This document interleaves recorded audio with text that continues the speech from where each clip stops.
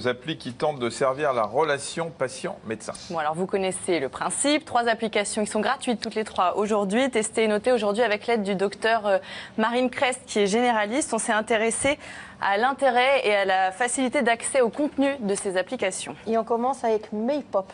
Alors ça, c'est une sorte de plateforme de conseil médical, pas forcément du conseil en direct, c'est pas vous qui posez les questions, mais vous avez accès à des questions-réponses qui sont déjà rédigées par des médecins d'ailleurs. Alors le type de question, c'est comment apaiser une toux grasse, est-ce qu'il y a un lien entre le vaccin contre l'hépatite B et la sclérose en plaques par exemple. C'est à la fois de la culture générale et du conseil santé.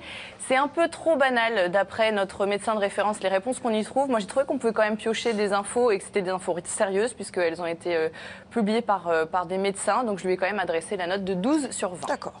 Très bien, ce qui est pas mal pour vous. Oui, ce qui est pas mal. Assez bien, une mention assez bien. Dr Pocket.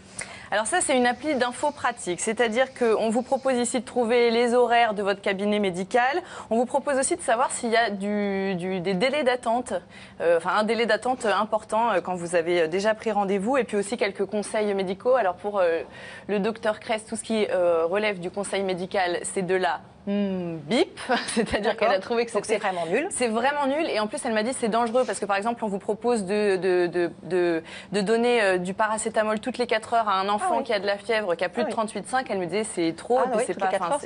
Voilà, on sent qu'il va manger Dr Pocket. D'autant que, alors, pour ce qui relève des horaires et de tout ce que je vous ai décrit au début, ça, j'ai testé. J'ai pas trouvé d'informations pour ce qui concernait mon généraliste, le pédiatre de mes enfants, mon dentiste. Et quand j'ai regardé ce qui concernait les médecins qui sont, eux, inscrits, il n'y avait rien sur les délais d'attente et tout ça. Parce qu'ils sont tout à fait à l'heure. C'est ça. Ah, c'était ça, en fait. Et ben alors, c'est pour ça que je lui ai donné 2 sur 20. J'anticipe. Pour mensonge. On va terminer avec Medissimo.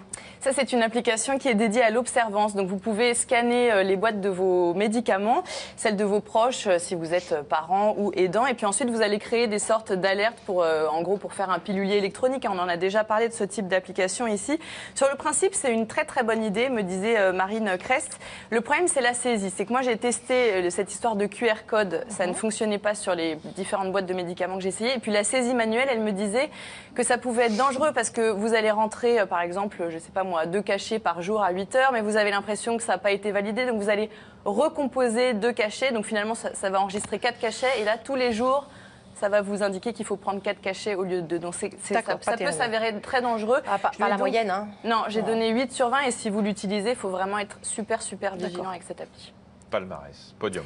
12 sur 20 pour MyPop, donc moi je pense que ça vaut le coup de le consulter régulièrement. 8 sur 20 pour Medissimo et 2 sur 20 pour Dr Pocket. Ça,